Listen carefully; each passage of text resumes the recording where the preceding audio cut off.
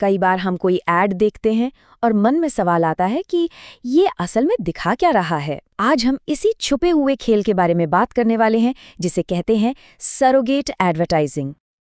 देखिए, हमारा मकसद बहुत सीधा सा है। हम बस ये चाहते हैं कि आप इन विज्ञापनों के पीछे की सच्चाई को समझें, जागरूक रहें और सुरक्षित रहें।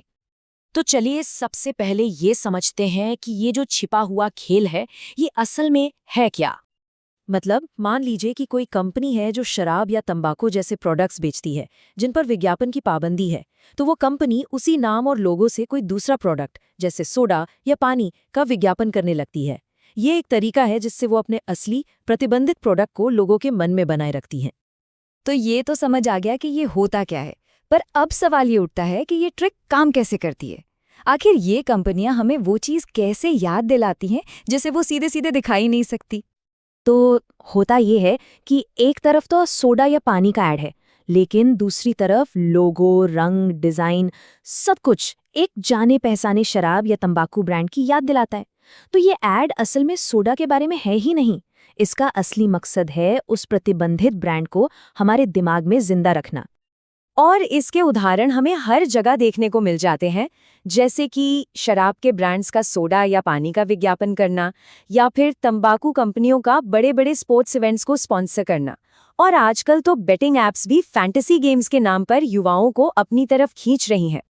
तो ये समझना जरूरी है कि ये सिर्फ एक मार्केटिंग की चालाकी नहीं है।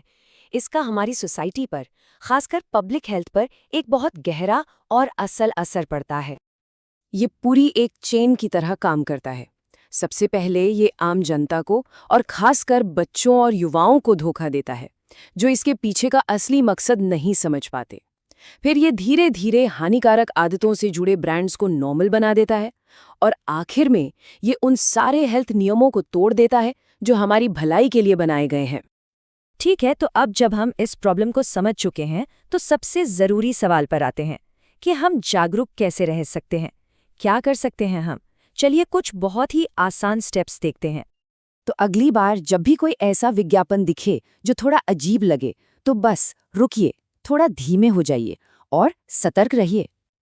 याद रखिए, आपकी शिकायत बहुत मायने रखती है।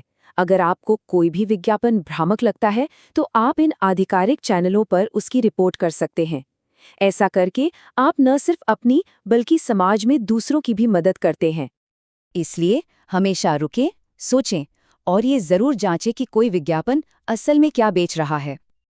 देखिए, इसका मकसद विज्ञापनों से डरना बिल्कुल नहीं है।